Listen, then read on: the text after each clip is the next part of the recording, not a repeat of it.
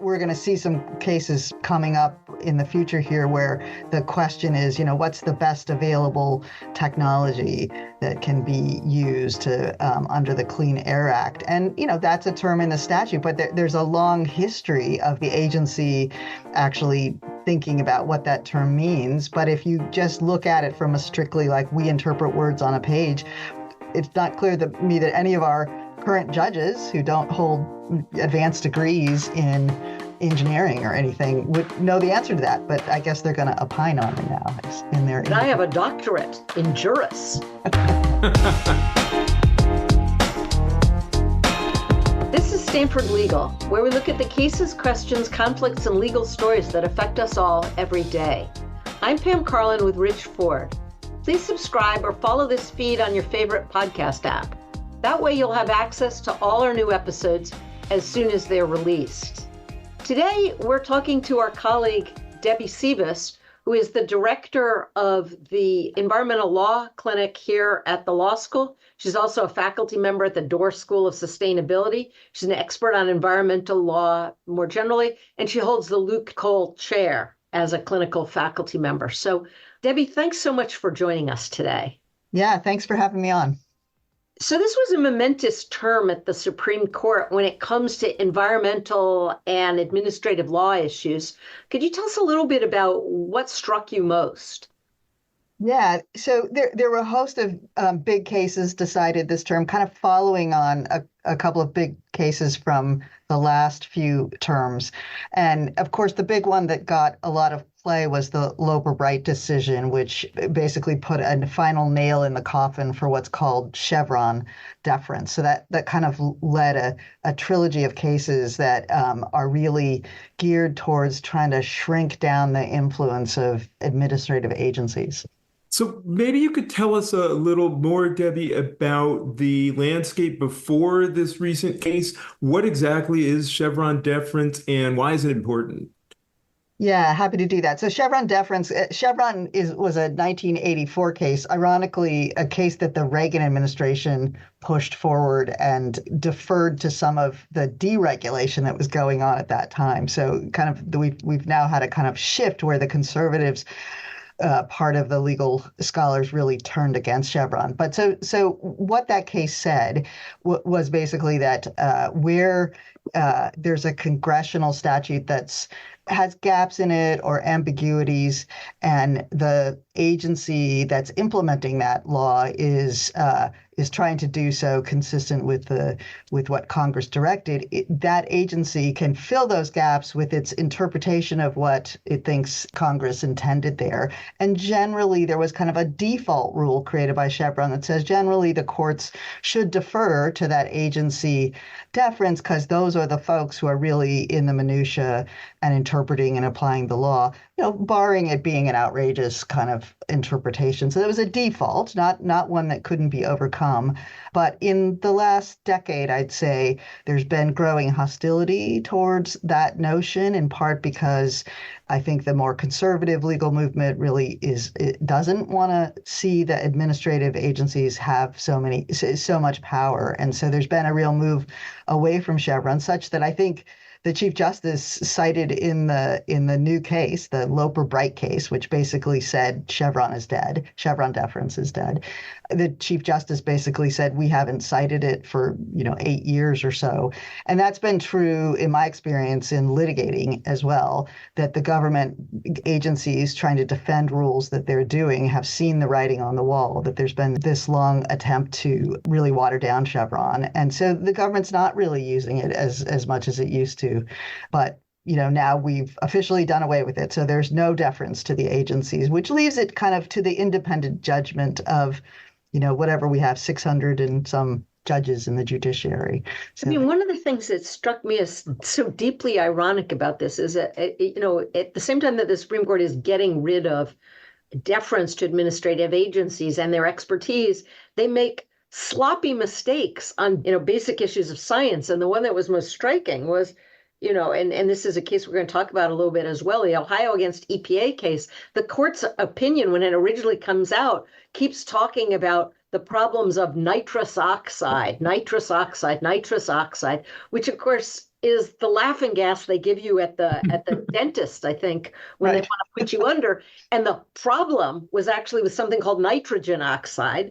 And nitrogen oxide and nitrous oxide are not the same things at all. And the Supreme Court had to kind of file a correction on its opinion. It was sort of like Emily Latella. Oh, what's all this about Soviet jewelry? Never mind. And it does make you kind of wonder that they say in the Loper-Bright opinion, well, we're experts at interpreting statutes. Agencies are not experts at interpreting statutes. And so what do you make of this kind of contempt for expertise? Yeah, well, it's definitely there in a number of the judges on the court, and some of the lower court judges as well. But what strikes me is that it's very hard to disentangle what the meaning of a legal term is or a phrase in a statute from how the agency is applying it to a set of facts, right? Like, so we're going to see some cases coming up in the future here where the question is, what's the best available technology that can be used to under the Clean Air Act? And, that's a term in the statute, but there's a long history of the agency actually thinking about what that term means. But if you just look at it from a strictly like we interpret words on a page, it's not clear to me that any of our current judges who don't hold, advanced degrees in engineering or anything would know the answer to that. But I guess they're going to opine on it now in their. But I have a doctorate in juris. I mean, it is kind of worrisome. But it also struck me that one of the things the Chief Justice said was, we'll just use the tools, the sort of traditional tools of statutory construction. And I think those are highly controversial these days. Like, what do they look at legislative history? Haven't so much done so in the environmental context, right? So I don't think it's as cut and dried as he's suggesting. It seems very strange that you would say we'll use the typical tools of statutory construction without looking at the context in which deference to administrative agencies and expertise has been the practice for decades. So one would imagine, or at least a strong argument could be made, that is what Congress intended. Or Congress very easily could have done something else if they didn't want this kind of deference to expertise that has been in practice for decades. Yeah, and it really undermines the whole notion of the administrative state, since the New Deal is that we, Congress, are also not the experts. And if we want to actually tackle modern problems, right, we have to have the experts in the agencies who have a much, a much greater ability to think these problems through. So it's very concerning. I know there's been a lot of commentary. I think we'll have to see where it goes. My sense is that there'll still be a lot of lower courts that'll say, we find the agency's position persuasive, even if we don't have to default to deferring to it. But, especially for the more controversial rules, those will probably work their way back up to the Supreme Court.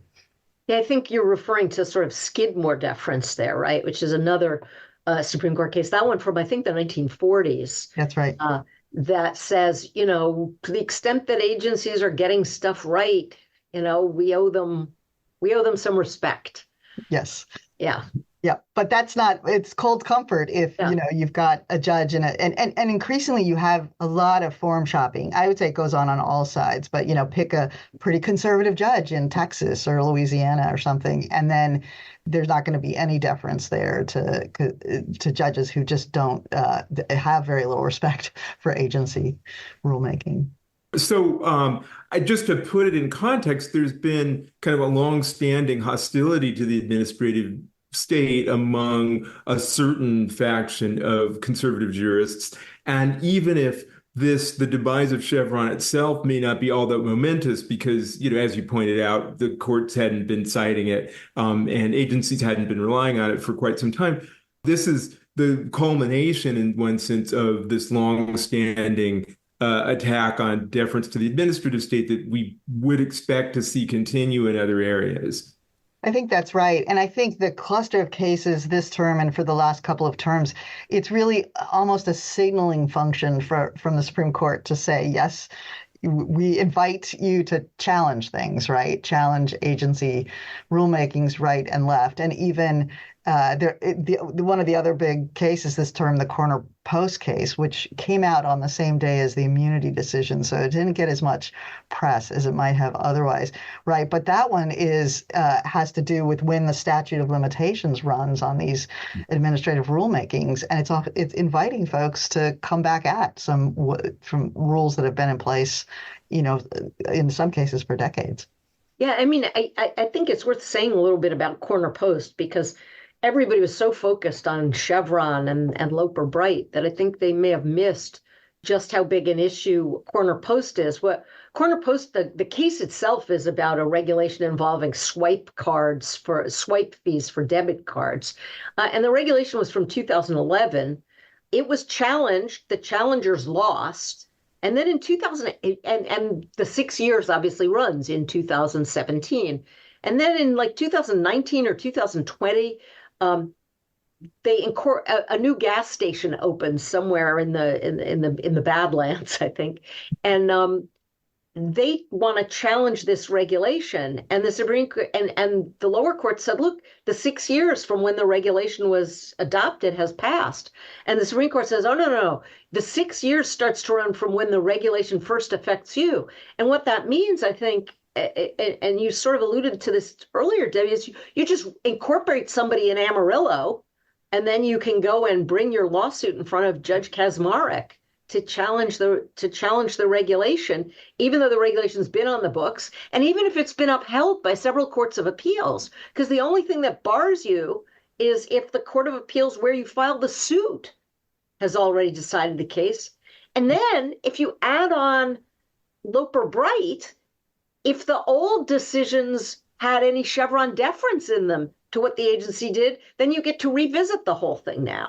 Yeah, absolutely. And one of the things that struck me when I read the Loper Bright decision, which came out, I think it was the Friday, right before Corner Post, which came out on Monday, was the Chief Justice saying, this case, we're going forward, no Chevron deference, but it's not going to unsettle things that are, rules that are already decided. And then, the next Monday, they decided Corner Post and created the situation where it absolutely could undo lots of rules, right? And one of the things that strikes me is that, in the environmental field, as in many other fields, right, businesses adjust, right? That's what business does. They adjust to the rulemaking. And now if you say, well, there's a rule from 1999, but you can, incorporate some entity and start all over and challenge it, that really doesn't seem the best thing for the business community, which is kind of the side of the ledger that's been pushing to, deregulate things. So. Yeah, I mean, it's interesting in Corner Post, there were businesses on both sides. Mm-hmm. It's one of the themes that we've been seeing when in this latest Supreme Court term is the way that decisions that you might initially think, well, there's a left-right divide and the conservatives are pro-business, it doesn't entirely explain some of these decisions. So here, it's not obvious that businesses are going to be better off with regulatory churn where everything is constantly up for reevaluation. But it does seem to comport to some quite specific ideological vision of the government, and in particular, hostility to administrative agencies generally. Yeah, I totally agree with that, Rich. I think that's the general direction if you put all these individual cases together. And of course, a couple of terms ago, we had the West Virginia case, which adopted the major questions doctrine. I kind of line that up against Loper Bright because we're done with Chevron deference, but the courts should exercise their independent judgment in how to interpret these statutes. And then at the same time, anything that has, potentially significant impacts on the economy, we're going to say no, that, Congress has to be much clearer, right? The justices realize that we're never going to get that clarity, certainly out of the current Congress or any foreseeable one, but even historically, because again, I mean, Congress people they're not environmental experts or air experts or water experts. So you can't really get those definitive statements that the current court is requiring to uphold some of these major rules. And I guess there's this kind of there's this third shoe to drop, which is you've talked about the kind of Loper Bright shoe, you've talked about the major questions doctrine shoe, but then there's the non-delegation doctrine as well, which hasn't come back yet. But you can kind of see them saying, well, we're not going to defer to the agency. We'll decide this for ourselves. And we're going to hold that if Congress hasn't been really clear in delegating this to the agency doesn't have the power.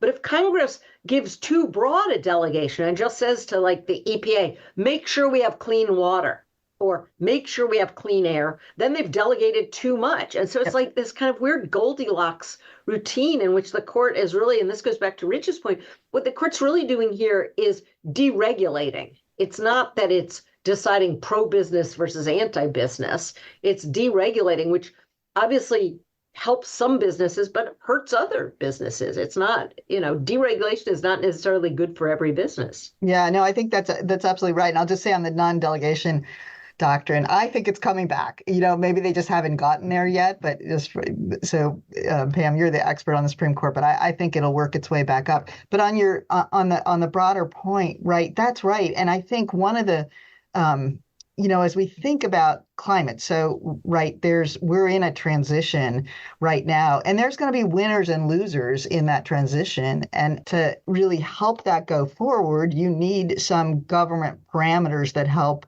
stabilize and create a market, right? And so that's very true in the climate cases, and we're going to see more of them come to the Supreme Court. And it's each one of them is led by a red state, Texas or Ohio or West Virginia, right?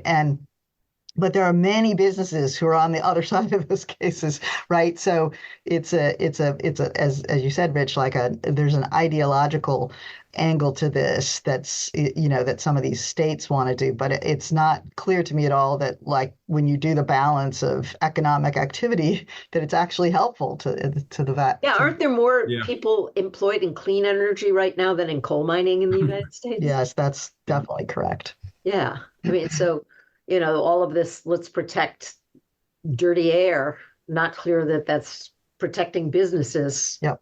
In gross, or the economy in gross. Yeah, and going back to our earlier point, right? If we can't get some regulations in place that kind of put parameters around what it's going to look like in terms of those businesses going forward, these nascent businesses that are popping up every day to deal with climate challenges, they won't be able to survive because you have to have more of a stable market. We had been talking about several of the cases at the Supreme Court this year, but there was one that we hadn't really gotten to yet, and that's the Ohio against EPA case. Can you tell us a little bit about that case and what happened there? Sure. And that's a case that hasn't also gotten a lot of play, in part because the court has not yet ruled on the merits. But just to back up about what that case is about, it's a Clean Air Act case. So it goes up to the challenge was at the DC Circuit. And it has to do with ozone pollution, and it continues to be a problem to this day. And so EPA continues to try to deal with it. And the Clean Air Act directs the agency to protect public health from pollutants like ozone. And so in order to advance the ball on that, the agency promulgated a new rule that had to do with something called the good neighbor provision. That's the colloquial term in the Clean Air Act. So you can imagine if you're a state that's downwind of a very polluting state, and you as a state are supposed to, clean up your air quality, but it's hard to do if a neighboring state and if the air pollutants are blowing into your state. So this good neighbor provision of the Clean Air Act, it's a kind of a collective action thing and requires some of the states where the pollution can move out of the state into another state to actually adhere to certain rules. And that was what was at issue in that rulemaking. And basically what EPA said is, okay, every state has to amend its state implementation plans to try to address that ozone problem. And then when states didn't do it, EPA came back and said, okay, we're going to do a federal plan, which the Clean Air Act allows. We're going to do an overriding federal plan. And then a number of states who had done nothing, they had made comments, we don't have to do anything. And then they challenged the rule in the DC Circuit, and they sought a stay of the rule before the case was even heard on the merits. And the DC Circuit, I believe, turned that down. And then they petitioned that on up to the Supreme Court. So I think of this is one of kind of the shadow docket case that people talk about, right? And so the Supreme Court took it up on an emergency appeal and basically said, we're going to stay this rulemaking. And, it can take years to work its way through the DC Circuit. So we're going to stay all of this, which is the first issue with the case is like the court did not hear the merits that they put a stay. So if you think about going forward, is that the new course of action with the court just doing these emergency stays before they've really even heard the merits of the case? So that was one issue. And to me, the other big issue was that the basis for the stay was, so there's a test. Are you likely to prevail on the merits when the court finally gets to the merits, and what are the balance of equities? And the court focused entirely on the merits and really telegraphed that you're going to lose the merits. And the basis for losing the merits is EPA, you did not adequately respond to a comment or a set of comments by some states that were unhappy. And so that's the second thing. So I think we're telegraphing where that case is going to end up. It's now back at the DC Circuit. But, the fact that the court was willing to take it up on this emergency and issue the stay, and then saying, we're likely going to throw out the rule because you didn't adequately respond to someone's comments. That's a really far-reaching, potentially troubling decision. And how many comments do these rules? Like tens of thousands, right? Yeah, I don't know this particular one, but like the Clean Power Plan, which is another case that's going to be affected by all of this, I think over the years it's gotten several million comments, right? So yeah. So if a court can look out there, find some comment, and then say, we don't think the agency responded enough to this comment, so we're going to toss out the rule, it's basically open season on the rules, right? Yeah.